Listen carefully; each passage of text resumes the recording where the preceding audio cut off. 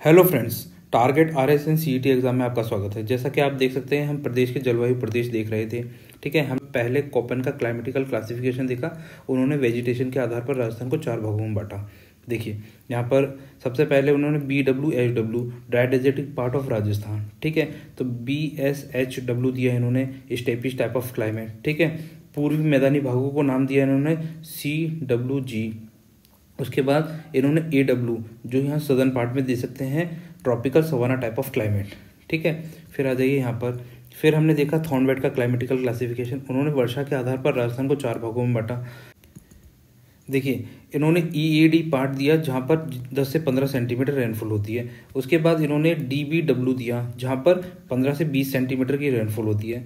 फिर इन्होंने नाम दिया CAW जहाँ पर 80 से 100 सेंटीमीटर की रेनफॉल होती है। तो इस तरीके से रेनफॉल के बेसिस पे इन्होंने डिवाइड किया था। और ये बहुत बड़ा भाग DAW जहाँ पे 50 से 80 सेंटीमीटर की रेनफॉल होती है। तो इस तरीके से उन्होंने बांटा। फिर हमने उसके बाद त्रिभारत का क्लाइमेटिकल क्लासिफिकेशन देखा था, जिन्होंने राजस्थान की जलवायु को विश्व की जलवायु प्रदेशों के आधार पर विभाजित किया था।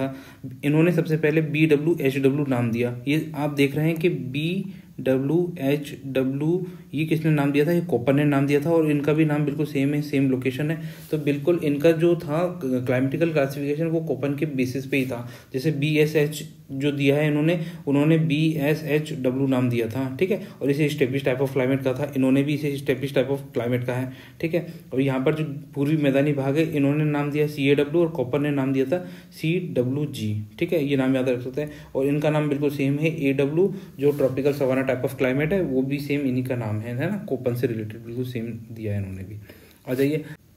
आ जाइए अब हम देखते हैं प्रदेश की जलवायु संबंधी तथ्य, है ना, इंपॉर्टेंट फैक्ट्स देखते हैं। इससे पहले हमें थोड़ा सा अर्थ के ऊपर हमें कुछ चीज़ों को समझना होगा। जैसे कि मान लीजिए अर्थ को अगर हम 2 भागों में इक्वली बांटते हैं और उसे 0 डिग्री देते हैं तो उसका नाम इक्वेटर दिया अपन ने। ठीक है, और इस इक्वेटर से अगर नॉर्थ की तरफ जाते हैं तो नॉर्दर्न हेमिस्फीयर और साउथ की तरफ जाते हैं तो सदर्न हेमिस्फीयर नाम दिया। ठीक है, फिर यहाँ मान लीजिए सेंटर से हमने एक एंगल 3.5 डिग्री का, उसका नाम दिया ट्रॉपिक ऑफ कैंसर। ऐसे ही हमने साउथ में दिया 23.5 डिग्री का एंगल, तो ये ट्रॉपिक ऑफ कैप्रिकॉन कहलाया। ट्रॉपिक ऑफ कैप्रिकॉन और कैंसर में अगर कंफ्यूजन होता है तो आप इस तरीके से याद रख सकते हैं। कैप्री जनरली कमर से नीचे पहनी जाती है। ठीक है, तो कैप्री नीचे और कैंसर ऊपर, ऐसे याद रख लीजिए। ठीक है, याद रखने का तरीका बता रहा हूँ, बाकी आप कोई भी ट्रिक बना के याद रख सकते हैं। अब जैसे 90 डिग्री का एंगल बनाते हैं तो 90 डिग्री पे क्या है? नॉर्थ पोल, और 90 डिग्री सदर्न हेमिस्फीयर में है साउथ पोल। इस तरीके से आप याद रख सकते हैं। ठीक है, अब आ जाइए बहुत इंपॉर्टेंट चीज़ जिसमें हमेशा कन्फ्यूजन रहता है, what is latitude and what is longitude. ठीक है, तो लैटिट्यूड लॉन्गिट्यूड को कैसे समझेंगे? देखो जैसे मान लीजिए ये एक लाइन है, रेफरेंस लाइन मानी इसको 0 डिग्री। ठीक है, अगर 0 डिग्री से ये 0 डिग्री है मान लीजिए, इससे हम ईस्ट की तरफ जाते हैं या वेस्ट की तरफ जाते हैं। ठीक है, तो ये तो लॉन्गिट्यूड्स कहलाएंगे। क्या कहलाएंगे? लॉन्गिट्यूड्स। ठीक है, अगर हम इस 0 डिग्री से, ये वाली जो 0 डिग्री है, ये प्राइम मेरिडियन वाली 0 डिग्री नहीं, ये वाली इक्वेटर वाली 0 डिग्री, अगर इससे हम नॉर्थ की तरफ जाते हैं, ये साउथ की तरफ जाते हैं, तो इसे बोलेंगे लैटिट्यूड्स। ठीक है, ये याद रखने की इंपॉर्टेंट बात है। आ जाइए अब नेक्स्ट, जलवायु क्या होता है? क्लाइमेट। देखो इसमें क्या होता है, किसी भूभाग पर लंबी अवधि, मतलब कितनी हो सकती है? 35 वर्ष से अधिक के दौरान डिफरेंट समय में डिफरेंट मौसमों में की औसत अवस्था उस भूभाग की जलवायु कहलाती है। ठीक है, अब इसको समझने के लिए आप ऐसे समझिए, जैसे मान लीजिए कोई रीजन है, जैसे मान लीजिए जैसलमेर मान लीजिए। अब जैसलमेर में क्या है? ओले भी गिरते हैं, बरसात भी होती है, परंतु यहाँ पर हम इसका क्लाइमेट किस तरीके का मानेंगे? इसका क्लाइमेट हम इस आधार पर मानेंगे, यहाँ पर ऑन एन एवरेज 35 ईयर्स का अगर निकालते हैं तो ज़्यादा कैसी कंडीशन है? यहाँ पर ज़्यादा हार्श कंडीशन मिलती है कि यहाँ पे तपन ज़्यादा है, धूल भरी आंधियाँ हैं, है ना, गर्मी ज़्यादा है। तो हम क्या बोलेंगे कि इसका जो जैसलमेर का जो क्लाइमेट है बहुत ही ज़्यादा ड्राई एंड डेजर्टिक है। ठीक है, इस तरीके से हम क्लाइमेट की कैलकुलेशन करते हैं। ठीक, नेक्स्ट। ठीक है, अब यहाँ पे देखिए अर्थ रोटेशन अराउंड द सन, इसको कैसे देखेंगे? अर्थ क्या है? हमारी जो एक्सेस है उस पर सीधी नहीं खड़ी, ये टिल्टेड है। ठीक है, ये दिख रहे हैं टिल्टेड है अपनी लोकेशन पे थोड़ी सी, कितने 23 डिग्री के, है ना। ये हो गया नॉर्थ पोल और ये हो गया साउथ पोल। ठीक है, अब देखिए यहाँ पे अर्थ रोटेट कर रही है और विंटर, ये सन की जो सीधी रेखाएं हैं विंटर्स में किधर? ट्रॉपिक ऑफ कैप्रिकॉन पे पड़ेंगी।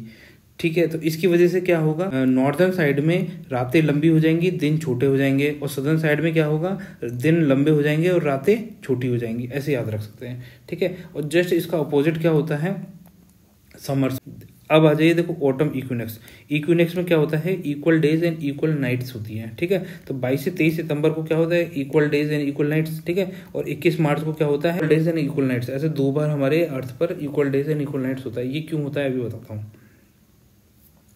अब देखिए, हमारी अर्थ के घूमने के कारण सन की लाइट सीधी यहाँ सेंटर में पड़ रही है, ठीक है। तो इसे इक्विनॉक्स बोलेंगे, ठीक है। ऐसा 2 बार होता है। ऐसा कब होता है, जब सन का मूवमेंट साउथ में आने के बाद वापस ऊपर की तरफ जाएगा, फिर ऊपर से जाने के बाद वापस नीचे की तरफ आएगा। तो इस तरीके से होता है, ये डायरेक्शन ऊपर, ये डायरेक्शन नीचे, ठीक है। कैसे, अब ऐसे यहाँ समझिए। अब जैसे मान लो सन की रेखा यहाँ पड़ रही है सीधे, किसको, 22 सितंबर को, ठीक है। यहाँ मान लीजिए, अब सन क्या है, मूव कर रहा है नीचे की तरफ। अब यहाँ पर आया 22 दिसंबर, ठीक है। अगर 22 दिसंबर को यहाँ पर है तो यहाँ पर क्या होगा, यहाँ पे 22 दिसंबर होगा, ठीक है। 22 दिसंबर को यहाँ चला गया है, क्यों, क्योंकि यहाँ पर नीचे तो यहाँ पर गर्मी पड़ेगी, लॉन्ग डेज हो जाएंगे सदर्न में।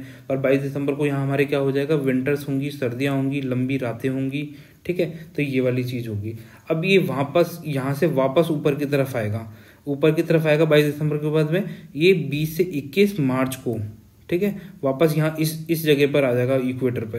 तो यहाँ पर आने के कारण equal days and equal nights हो जाएंगी, ठीक है। ये चीज़ समझा रहा हूँ यहाँ पर, ये जो दिखा रहे हैं ना, ये चीज़ लिखी हुई है, ये वाली चीज़ें, ठीक।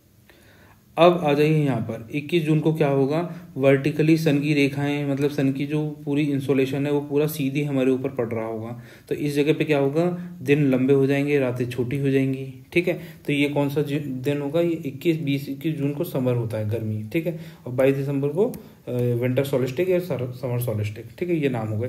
अब आज यह देश का सबसे लंबा दिन 21 जून, सबसे छोटा दिन 22 दिसंबर, सबसे ठंडा दिन 22 दिसंबर, सबसे गर्म दिन 21 जून, ठीक है। ये कुछ फैक्ट्स हैं, एग्जाम में आ जाते हैं। अब देखिए यहाँ पर सर्वाधिक आंधी वाला जिला कौन सा है, गंगानगर। सूर्य की सबसे तिरछी रेखा गंगानगर पड़ेगी, क्योंकि गंगानगर यहाँ तक है, ठीक है। अब देखिए सबसे कम वर्षा वाला स्थान कौन सा है, सर्वाधिक शुष्क जिला कौन सा होगा आपके हिसाब से, जलवायु में सर्वाधिक विषमता वाला जिला कौन सा होगा, ये सब जैसलमेर है, ठीक है। अब आ जाइए हम माउंट आबू। माउंट आबू कहाँ पड़ता है, सिरोही के अंदर, ठीक है। राजस्थान का न्यूनतम तापांतर वाला स्थान, सर्वाधिक आर्द्रता वाला स्थान, सर्वाधिक वर्षा वाला स्थान, ठीक है। राजस्थान का बर्खोयांश कहा जाता है इसे, क्यों, विश्व का सबसे ठंडा स्थान है जो रूस में पड़ता है, बर्खोयांश, ठीक है। गर्मियों में माउंट आबू का तापमान राज्य के अन्य स्थानों की तुलना में कैसा रहता है, ठंडा रहता है, क्योंकि माउंट आबू कहाँ पर है, हाइट पर लोकेटेड है, ऊंचाई पर है, ठीक है। इस वजह से ये ठंडा रहता है। अब ये नाट हरियाणा के समीप का क्षेत्र है, तो कहाँ है, हनुमानगढ़ में, ठीक है। सर्दियों में सर्वाधिक ठंडा व गर्मियों में सर्वाधिक गर्म जिला कौन सा हो सकता है, चूरू, ठीक है।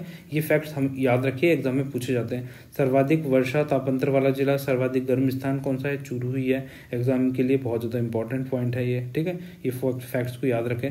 सर्वाधिक ओलावृष्टि कहाँ होती है, जयपुर में होती है, ठीक है। सबसे कम वर्षा परिवर्तता वाला जिला कौन सा है, झालावाड़ है, ठीक। सूर्य की सबसे सीधी किरणें 2 जगह पड़ेंगी हमारे, डूंगरपुर और बांसवाड़ा से होकर गुजरती है लाइन, ठीक है। तो कहाँ पड़ेंगी सूर्य की सबसे सीधी किरणें, डूंगरपुर और बांसवाड़ा में, राजस्थान में। और सर्वाधिक वर्षा वाला दूसरा जिला कौन सा है, बांसवाड़ा, ठीक है, ऐसे याद रख लिए। अब देखिए न्यूनतम तापांतर वाला जिला कौन सा है, डूंगरपुर, ठीक है। हाँ देखिए नेक्स्ट। अब देखिए ये मोस्ट इंपॉर्टेंट पॉइंट है, जैसे कि मैंने आपको अभी बताया था, यहाँ पे आप देख सकते हैं ये इक्वेटर रिप्रेजेंट कर रही है ग्लोब पर। इंडिया है वो कहाँ है, इक्वेटर से ऊपर है, ठीक है। तो हम कहाँ पड़ते हैं, नदर्न हेमिस्फेयर में। तो राजस्थान से होकर क्या गुजर रही है, ट्रॉपिक ऑफ कैंसर, ठीक है। इन पॉइंटों को याद रखिए, है ना। ट्रॉपिक ऑफ कैप्रिकॉर्न कहाँ से गुजर रही है, ऑस्ट्रेलिया से होते हुए, ठीक है। ये थोड़े पॉइंट्स हैं, इनको याद रख सकते हैं। अब जैसे देखिए टेम्परेट क्लाइमेट क्या होता है, टेम्परेट क्लाइमेट यहाँ पे ट्रॉपिकल क्लाइमेट और आर्टिक रीजन के बीच का जो क्लाइमेट होता है उसे टेम्परेट क्लाइमेट बोलते हैं, ठीक है। और टेम्परेट और ट्रॉपिकल के बीच का होगा सब ट्रॉपिकल कहलाएगा, ये वाला पार्ट, ठीक है।